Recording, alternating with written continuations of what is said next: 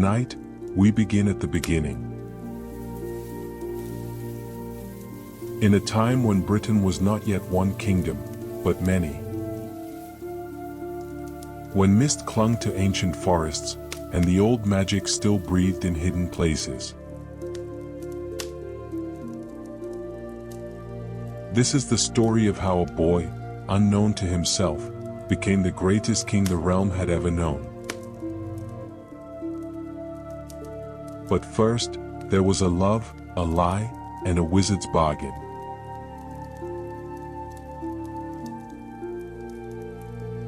We will witness the birth of Arthur Pendragon, the pulling of a sword from stone, and the crowning of a legend. But the path to greatness begins in shadow. Let us begin.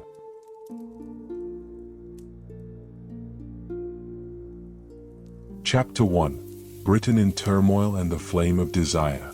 Picture, if you will, the Britain of 1500 years past. Stone castles rose from rocky hillsides, their banners snapping in the cold wind. Between these strongholds, dark forests stretched for miles, where wolves still howled and few travelers dared journey alone. It was a fractured land. Lords and petty kings ruled their territories with iron fists, each claiming ancient rights, each ready to draw swords against neighbors. The people, caught between these powers, harvested their fields and prayed for peace that never came.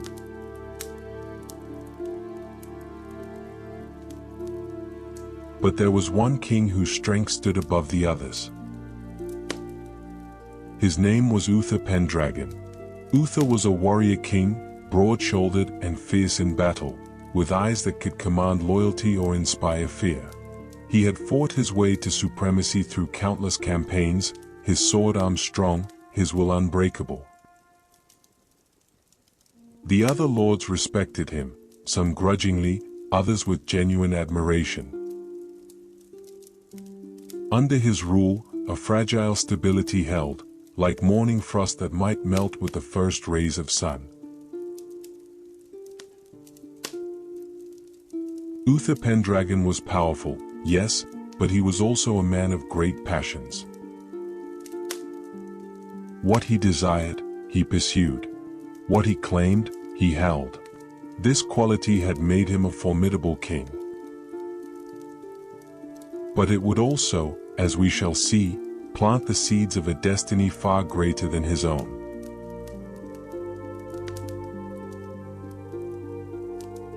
Now, in those days, it was customary for kings and nobles to visit one another, to feast and forge alliances, to display their wealth and power. And so it was that Uther Pendragon came to the castle of Tintagel, perched high upon the cliffs of Cornwall, where the sea crashed against black rocks far below and seabirds wheeled in the salty air. Tintagel belonged to Duke Gorloy of Cornwall, a proud nobleman with a reputation for loyalty and honor. The great hall of Tintagel was prepared for the king's arrival. Torches blazed in iron sconces along the stone walls. Long tables groaned under the weight of roasted meats, fresh bread, and wine brought from distant lands. Musicians played softly in the corners. The Duke's household gathered, dressed in their finest, to welcome their sovereign.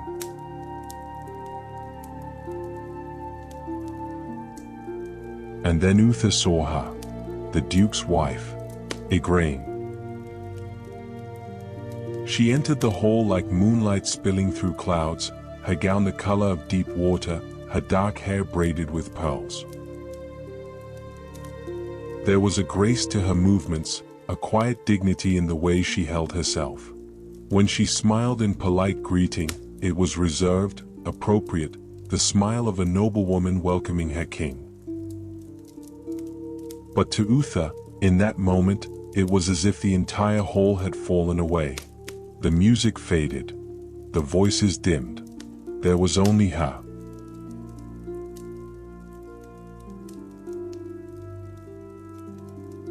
It was not love at first sight. Love is patient. Love is gentle. This was something more immediate, more consuming. Desire, raw and undeniable, seized Uther's heart like a fist. He barely heard the Duke's words of welcome. He barely tasted the wine placed before him. Throughout the feast, his eyes kept returning to Igraine, watching the candlelight play across her features, noting every gesture, every word she spoke.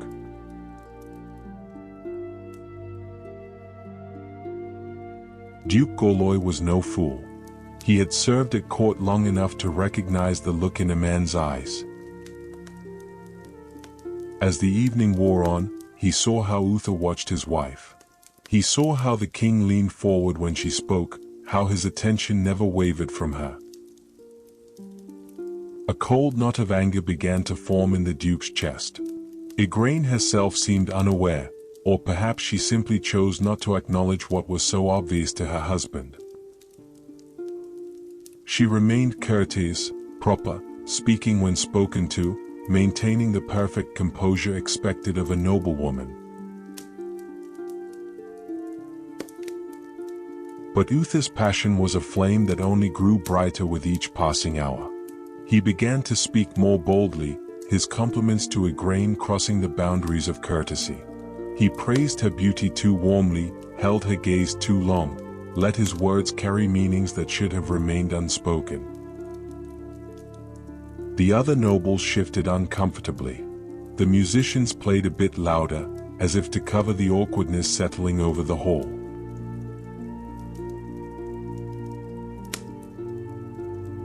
Finally, Duke Gorlois could bear it no longer. He stood abruptly, his chair scraping against the stone floor. "My Lord King," he said, his voice tight with barely controlled fury, "I must beg your leave. My wife is unwell and requires rest." It was a transparent excuse, and everyone in the hall knew it. Igraine looked startled, but she obeyed her husband without question, rising gracefully and following him from the hall.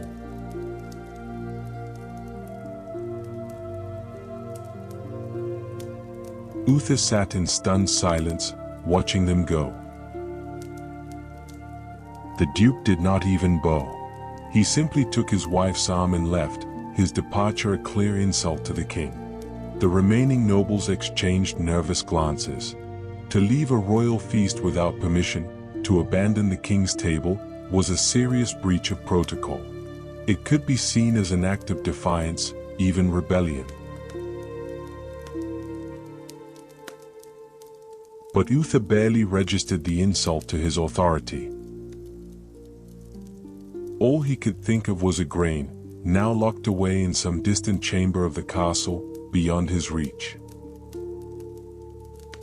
The feast continued, but it had lost all joy for him. He drank his wine mechanically, answered questions with distracted half-phrases, and retired to his chambers as soon as propriety allowed.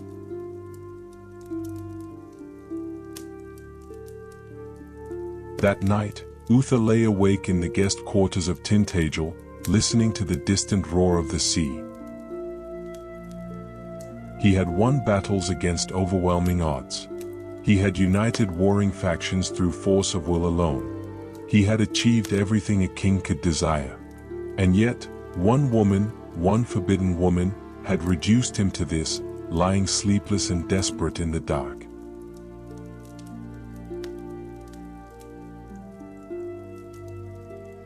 By morning, Duke Gorlois had made his decision. Before dawn broke, he gathered his household, his wife, and his men-at-arms, and departed Tintagel without a word to the king.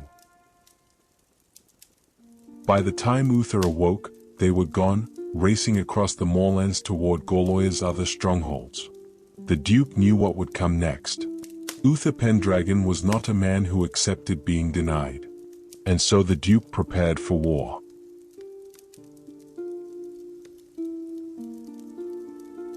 Chapter 2, Merlin's Bargain. And now, we meet the one who saw further than kings and dukes. The wizard. Merlin. In a tower room lit by a single candle, Uther Pendragon paced like a caged wolf. His advisors had counseled patience. His generals had urged caution. But Uther's mind was made up. If Gorloy would not yield, then Uther would take what he desired by force. He would lay siege to every castle the Duke possessed until Igraine was his. It was then that the door opened without a sound, though it had been barred from within. A figure entered, tall and lean, wrapped in robes the color of twilight. His beard was long and gray, but his eyes held an ageless quality, as if they had witnessed the birth of mountains and would still be watching when they crumbled to dust. This was Merlin, wizard and prophet, counselor to kings, walker between the worlds of magic and men.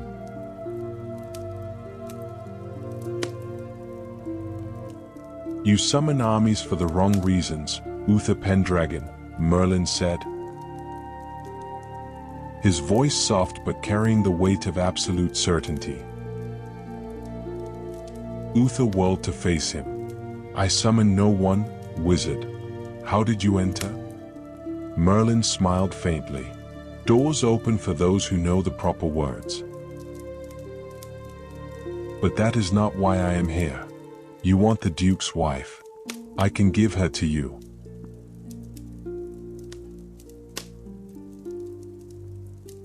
Uther's breath caught. Of all the things he had expected Merlin to say, this was not among them. How? He demanded.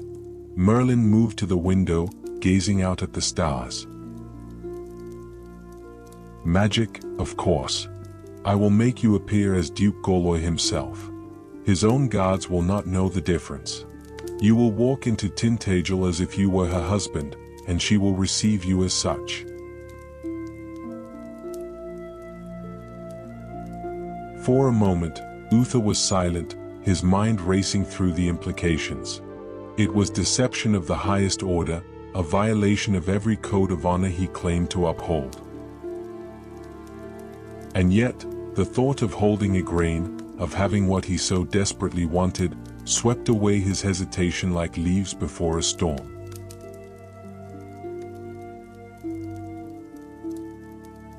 What do you want in return?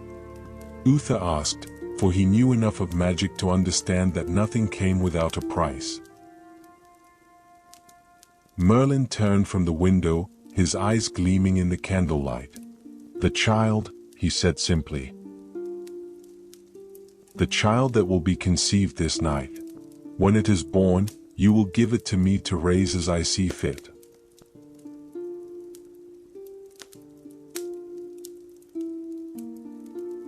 Uther frowned. Why? What use have you for a child? Merlin's expression was unreadable. That is my concern, not yours. Do you agree to my terms, or shall I leave you to your armies and your futile siege? Uther thought of the months it would take to break Tintagel's defenses. He thought of Igraine, so close and yet impossibly far. He thought of the child, an abstract thing, not yet real, easy to promise away. I agree, Uther said. Give me this night with her, and the child is yours. Merlin nodded slowly. Then it is done. Duke Gorloy even now prepares to sortie from his castle, to attack your encampment. He will die in the battle. While he falls, you will be with his wife. By morning, the child will be conceived, and the future of Britain will be set in motion.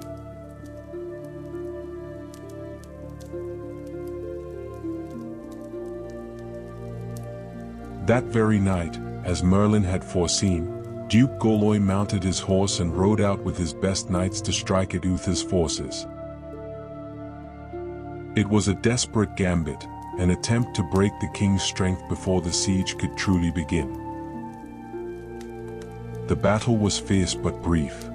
In the chaos of clashing steel and screaming horses, the duke fell, pierced by a spear he never saw coming. His men carried his body back toward Tintagel, but the gates were too far, and he died on the road, his blood soaking into the cold earth.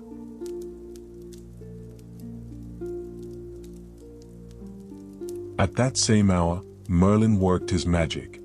He spoke words in a language older than Britain itself, words that bent the very fabric of appearance. And Uther Pendragon's features shifted, reshaped, until he wore the face of Duke Gorloy like a mask. His voice changed. His posture changed. Even his scent changed. He had become, in every way that mortal senses could perceive, the Duke of Cornwall.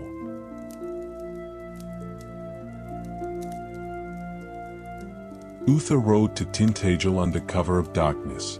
The guards at the gate saw their lord returning and opened the way without question. He walked through corridors he had visited only once before, now moving with the confidence of a man in his own home. And he came at last to Igraine's chamber.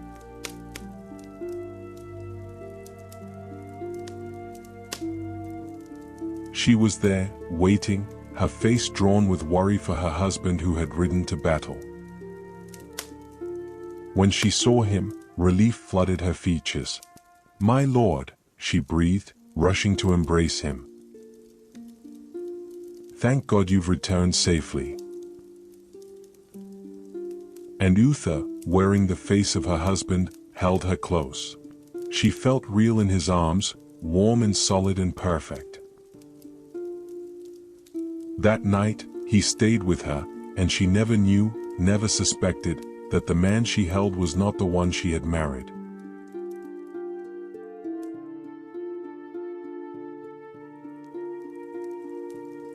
By morning, messengers arrived at Tintagel with terrible news. Duke Gorloy had fallen in battle hours before. Igraine, still in her bedchamber, heard the words with confusion that turned to dawning horror. "But that cannot be," she whispered. "He was here. He was with me." The servants exchanged worried glances. The Duke's body had been found miles away. He could not have been in two places at once. Unless something far stranger than battle had occurred that night.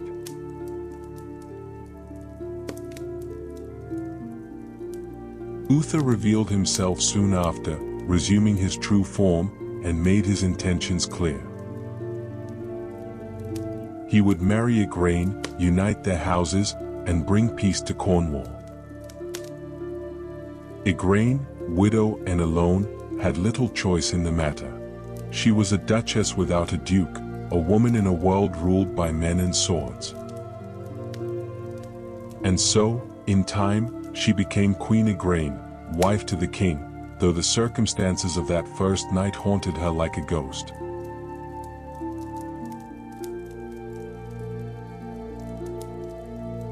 Nine months later, on a cold winter's night when snow fell soft and silent over the land, a child was born. A son. He came into the world with a strong cry, his small fists clenched, his eyes bright. Igraine held him for only a moment, marveling at his tiny perfection, before Merlin appeared at the door of the birthing chamber.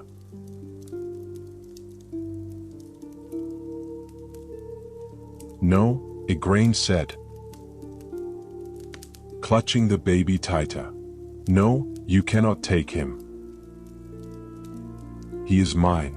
He is ours." But Uther, bound by his oath, stood silent and grim. Merlin approached with gentle but unyielding purpose. "The child has a destiny greater than either of you can provide," he said softly. "He must be raised away from courts and crowns, away from plots and poison. I will keep him safe. I will prepare him for what he must become."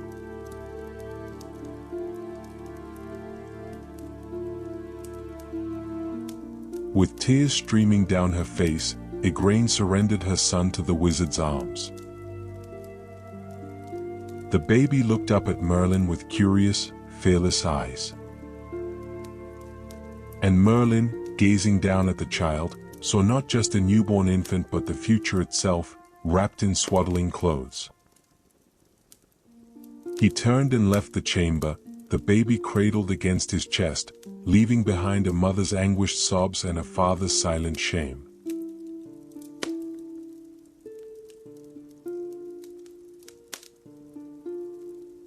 Chapter 3: A Childhood in Secret. Merlin took the child to a good man, a loyal knight named Sir Ector, who lived far from the capital in a modest manor surrounded by green fields and gentle hills. Sir Ector was honest and kind, a man who valued honor above glory. He had a son of his own, a boy named Kay, just a few years older than the infant Merlin brought to his door.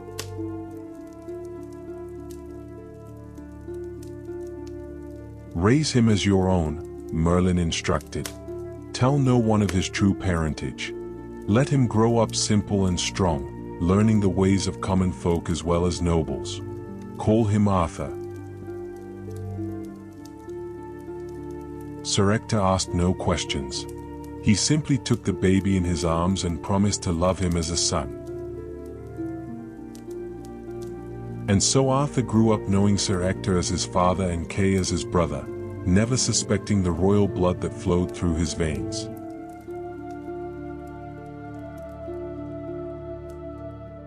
The years passed like water flowing over smooth stones. Arthur learned to ride horses in the meadows, to hunt in the forests, to help with the harvest when autumn came. He was a bright child, quick to laugh, eager to learn, and possessed of an instinctive sense of fairness that endeared him to everyone he met. When the village boys squabbled, Arthur was the one who settled disputes. When someone was hurt, Arthur was the first to offer help.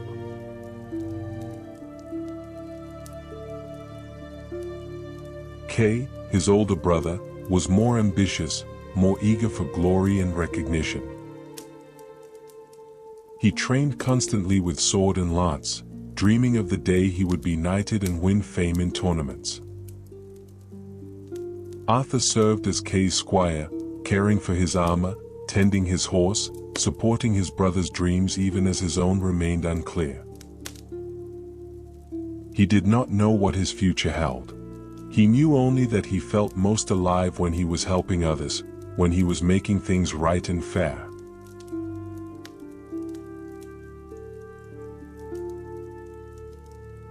Meanwhile, far away in the capital, King Uther Pendragon grew old and ill. The strength that had made him a great warrior faded like the last light of day. He lay in his bed, coughing and weak, and though he had married Igraine and tried to rule justly, a part of him always wondered about the son he had given away. Where was the boy now? What had become of him? Would he ever know his true father?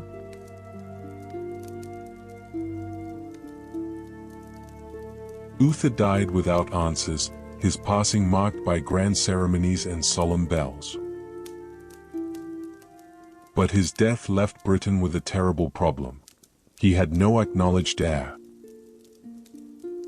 The nobles gathered and argued, each claiming some right to the throne, each suspicious of the others. The fragile peace Uther had built began to crack. Once again, Britain teetered on the edge of chaos.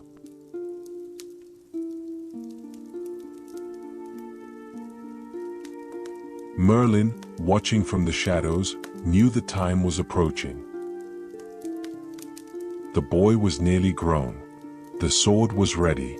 And Britain's need was great. All the pieces were falling into place, guided by a hand that saw patterns in the stars and heard prophecies in the wind.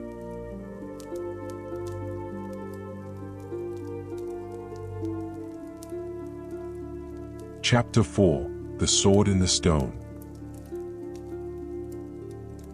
It was decided that the lords and nobles would gather in London at Christmas to choose a new king.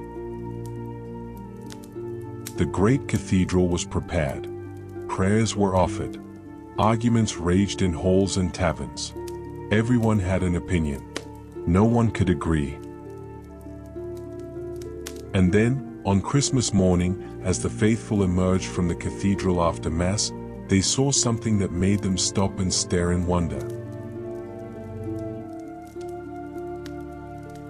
In the courtyard before the church stood a massive stone, rough-hewn and ancient. As if it had been there since the beginning of time. And embedded in that stone, driven deep into the rock, was a sword. The blade gleamed silver in the winter sunlight. The hilt was wrapped in leather and wire, practical and unadorned. And around the base of the stone, carved in letters of gold that seemed to glow with their own light, were these words, "Whoso pulleth out this sword from this stone is rightwise king born of all England."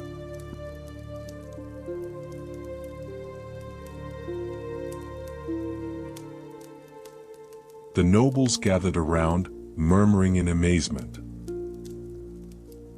No one had seen the stone arrive. No one had heard it being placed.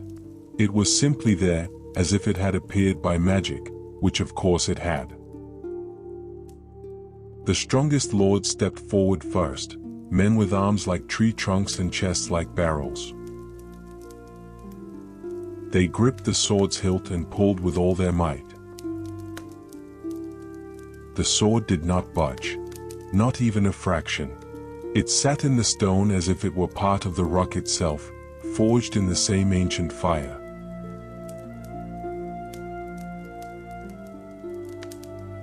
One by one, they tried. The proud, the powerful, the ambitious, the wealthy. Knights in gleaming armor, nobles in rich robes. Each man approached with confidence, certain that he would be the one. And each man walked away defeated, their pride wounded, their hands empty. The sword remained unmoved, waiting, silent and patient as the stone that held it.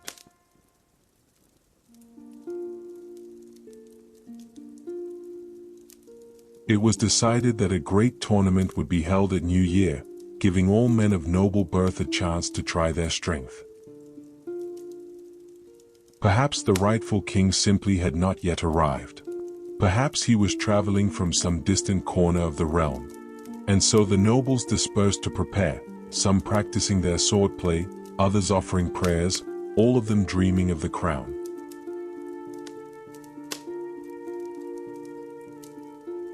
Sir Ector heard of the sword and the tournament, and he decided to take Kay to London. Kay had recently been knighted, and this would be a perfect opportunity for him to prove himself. Arthur came along as Kay's squire, as he always did, carrying his brother's equipment, seeing to his horse, quietly excited to visit the great city he had only heard about in stories.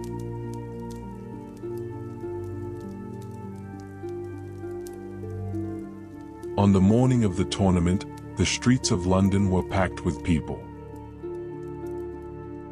Banners flew from every building. Merchants sold hot pies and mulled wine. Children darted through the crowds, laughing and playing. Kay was nervous, checking his armor again and again, making sure everything was perfect. Arthur helped him dress, tightened straps, polished metal, offered quiet encouragement.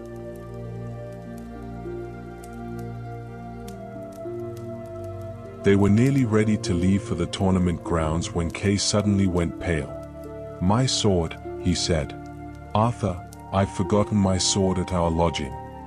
Arthur saw the panic in his brother's face. Without a sword, Kay could not compete. Without competing, all their travel would be wasted. "I'll fetch it," Arthur said immediately. "Wait here. I'll be back before you know it."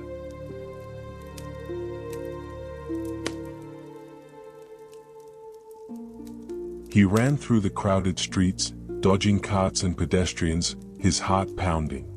But when he reached their lodging, he found it locked, the landlord having gone to watch the tournament. Arthur stood there, breathing hard, his mind racing. Kay needed a sword. There had to be another way. And then he remembered. The sword in the churchyard. It was just sitting there, unused. Surely no one would mind if he borrowed it, just for the tournament. He could return it afterward.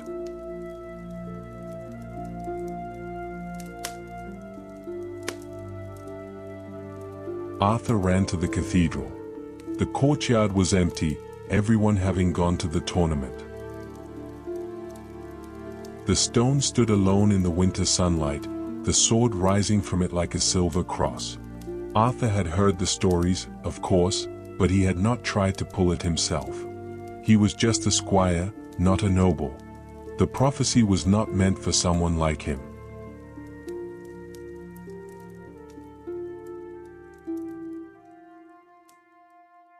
But Kay needed a sword. That was all that mattered in that moment. Arthur walked up to the stone, gripped the hilt with both hands, and pulled. The sword slid out as easily as a knife from butter. There was no resistance, no grinding of metal on stone. It simply came free, light, and perfectly balanced in his hands. Arthur stared at it for a moment, surprised by how easy it had been. Then he turned and ran back to his brother.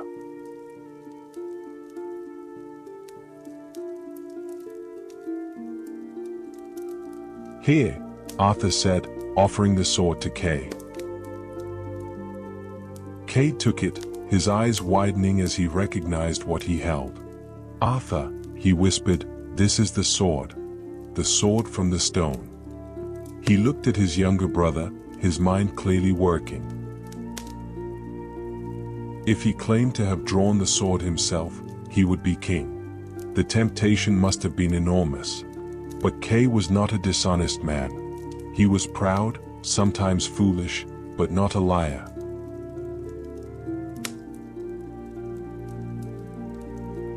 "Father," Kay called to Sir Ector. "Arthur has pulled the sword from the stone." Sir Ector went very still. He looked at Arthur, then at the sword, then back at Arthur. "Show me," he said quietly. They returned to the churchyard together, the three of them. Arthur, at Sir Ector's instruction, placed the sword back into the stone. It slid in easily. Then the old knight tried to pull it out. It would not move. Kay tried. Still nothing.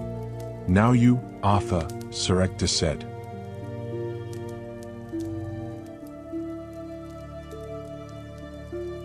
Arthur gripped the hilt and drew the sword forth once more, as simple as breathing.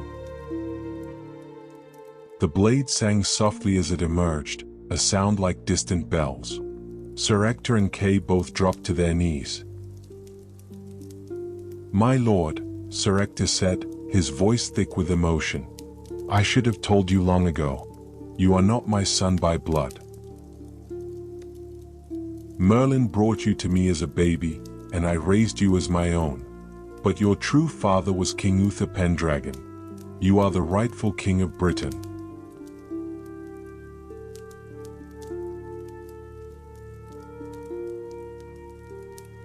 Arthur stood there, the sword in his hands, the world tilting around him. Everything he had known, everything he had believed about himself, was suddenly different. He was not simply Arthur, the squire. He was Arthur Pendragon, son of a king, and somehow, impossibly, this sword had chosen him.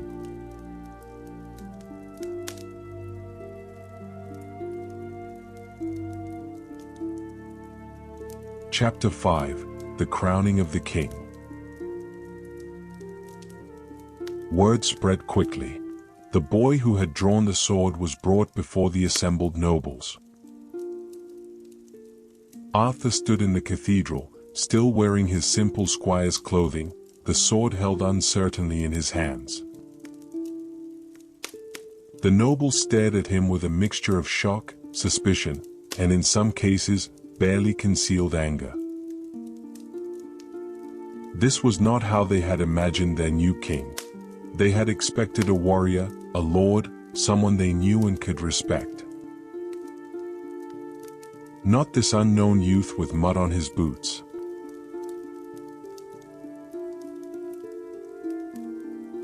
"This is absurd," one lord declared.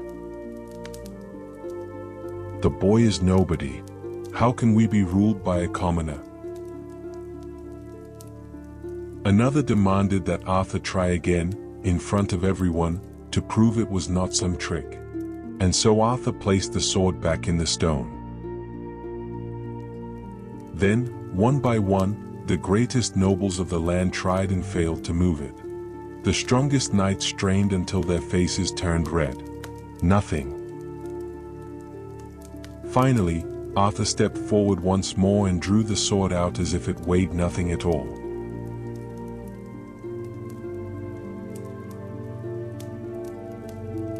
Still, many refused to accept him. They argued and debated for weeks. It was then that Merlin appeared, stepping from the shadows as he always did, his presence commanding immediate attention. He confirmed what Sir Ector had said. Arthur was indeed Uther's son, conceived through magic, hidden for his own protection, raised in obscurity so he would learn humility and justice. "The sword has chosen," Merlin said, his voice carrying to every corner of the hall. "Will you deny the will of heaven? Will you refuse the king that fate itself has given you?"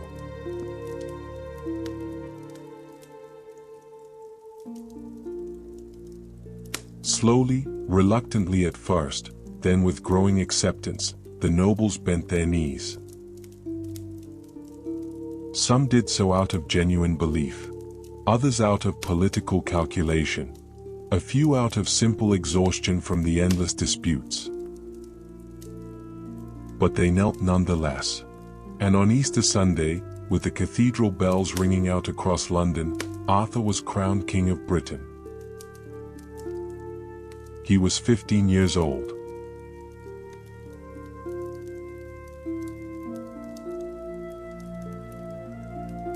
The crown was placed upon his head, heavy and golden. Holy oil was anointed on his brow. The scepter was placed in his hand. And Arthur, who just months before had been a simple squire concerned only with serving his brother, now stood as the sovereign of an entire realm. He looked out at the assembled crowd, at the nobles and clergy, at the common folk who had squeezed into the cathedral to witness history. He saw hope in some faces, doubt in others, calculation in many.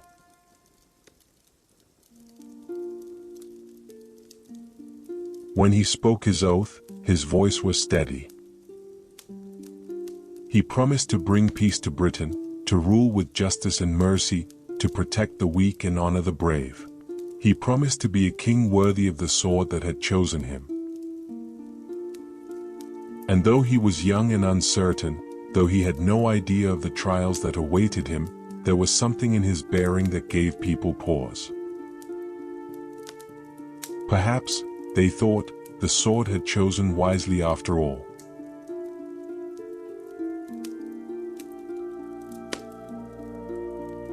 Merlin stood in the shadows at the back of the cathedral, watching his long plan come to fruition. He had seen this moment in dreams and visions for years. He had orchestrated events, made bargains, moved pieces on a board only he could see. And now, at last, the true king sat upon the throne. But Merlin's expression was not triumphant. It was thoughtful, perhaps even sad. For he knew what Arthur did not yet know. Being chosen by destiny is not a gift. It is a burden. and the road ahead would test this young king in ways he could not yet imagine.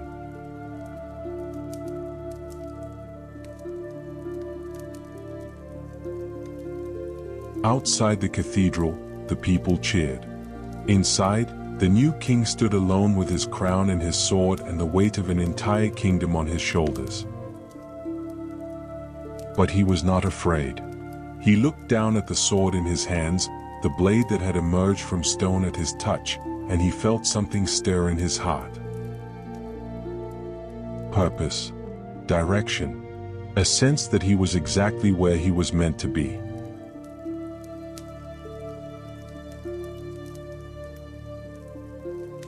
This was the beginning. Not the end, but the beginning. And as Arthur walked from the cathedral into the spring sunlight, the people pressing close to catch a glimpse of their new king, a new chapter in Britain's history was opening. The age of Arthur had begun.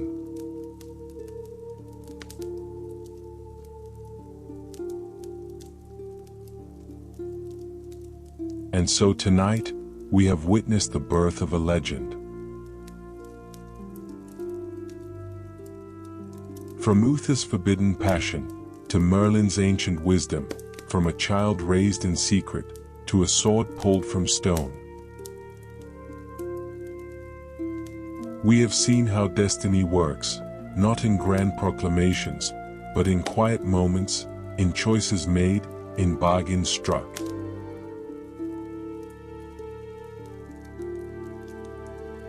Arthur is now king, but his journey has only just begun.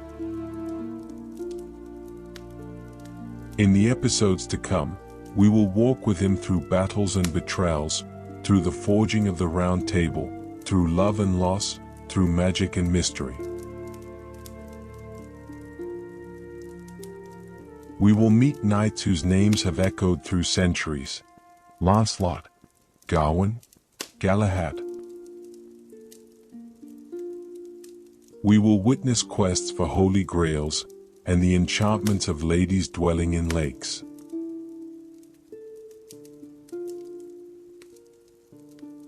But tonight, let us rest. Let the story settle into your dreams like snow falling on ancient stones. Sleep well, dear traveler. The legend awaits, but it will still be there when you wake. For now, have a sweet dream and good night.